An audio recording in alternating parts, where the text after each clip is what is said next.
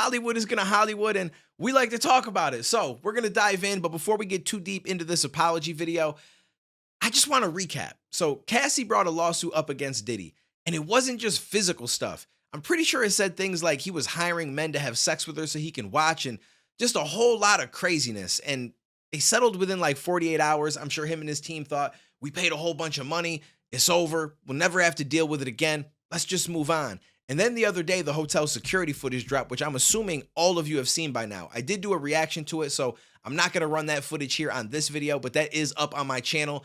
It got flagged for ad suitability, so I'm going to leave that all in that video. It was just madness to see him run down the hallway in a towel, grab her, throw her on the ground, kick her, try to drag her back to the hotel room. Like, I can't believe that footage had not leaked until now, because the more research I did, I realized that the hotel security saw that footage and they actually tried to get her to leave in a cab, but she thought it would cause more problems.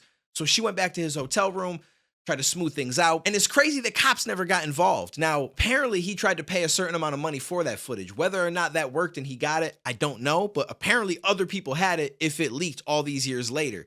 And that's exactly why he ended up making this video. It's so difficult to reflect on the darkest times in your life. But sometimes you gotta do that. I was fucked up. I mean, I hit rock bottom. But I make no excuses. My behavior on that video is inexcusable. I take full responsibility for my actions in that video. I'm disgusted. I was disgusted then when I did it. I'm disgusted now. I went and I sought out professional help. I had to go into therapy, and go into rehab. Had to ask God for his mercy and grace.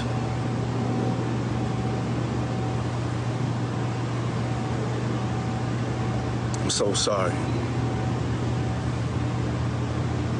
But I'm committed to be a better man each and every day. I'm not asking for forgiveness. I'm truly sorry. Now, I get it when you do some messed up stuff, especially when you get some backlash. It helps you reflect and understand that maybe you did something wrong and you should apologize for it and try to be a better person. The problem is a lot of people utilize excuses leading up to that apology. I'm in a dark place. I was at rock bottom.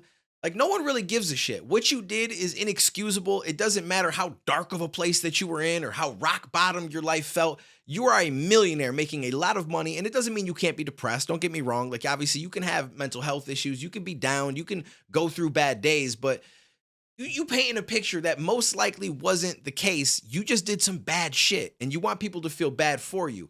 And I get it. He took ownership, said that he got himself help. Whether that's true or not, I don't know. But the real problem with this apology is not really what he said in the apology, although that was kind of weird in the way that he kind of angled it in the beginning.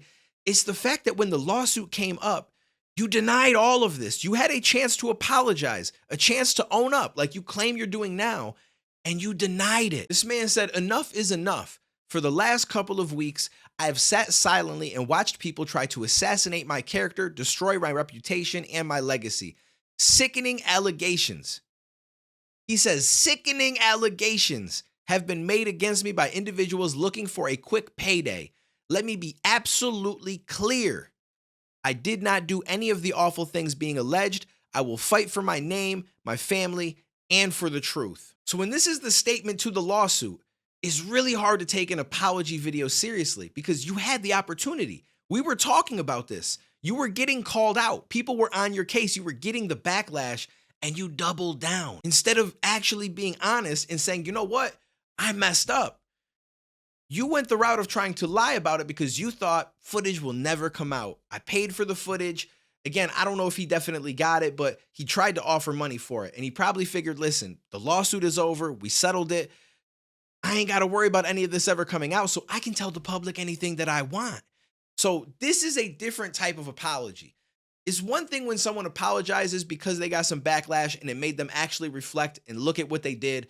And they come to the conclusion that, you know what, maybe I was wrong and I'm going to man up or woman up and I'm going to apologize. that's okay. Although that still kind of gets shit on a lot of times, I do feel like backlash is a reason for you to actually look inward. Then you can give your apology. But when you had the opportunity and you doubled down because you thought no one's ever going to find out, that apology then means shit.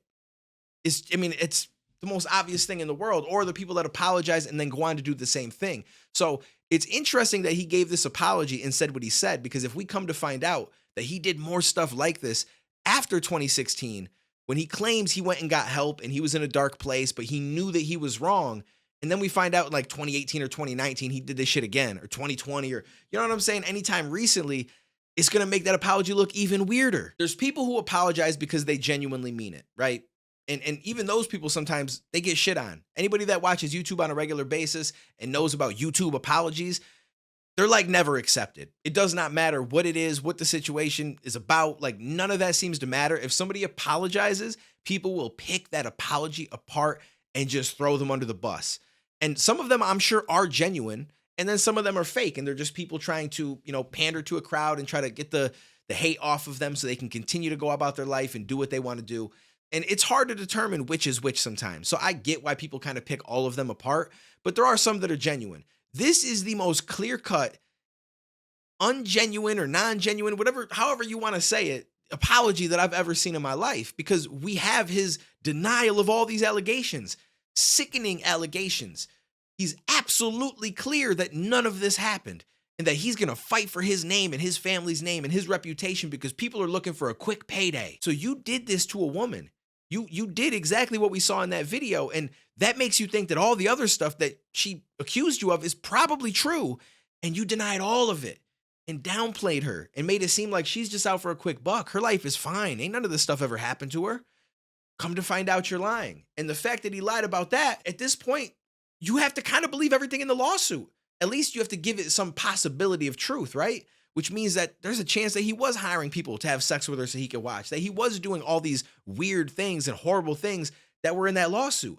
So I feel like that needs to be revisited. I get that the lawsuit is over. It's like, I don't mean in court, but as far as the community, hip hop in general, the culture, like they need to look back at this kind of stuff and get a realization for who this man actually is. Had he not doubled down and he never gave a statement at all, and then he apologized, I'm not saying that we would accept it, but at least it would hold some weight, right? Because you never spoke on the topic. And then you're like, you know what? Let me come out and I'm going to apologize because yes, now you guys see exactly what I actually did. And here's the steps that I took and stuff like that. But when you lied about it long after it happened, when you claimed that you got help, you claimed that you took the right path and understood your wrongs, I feel like that doesn't come with lying about it and trying to paint somebody as someone trying to get a quick payday. Like that tells us that everything you said in this apology is probably some bullshit. I can't prove that you didn't go for help, but it clearly didn't work because you painted the person that you abused as somebody who's just trying to get money.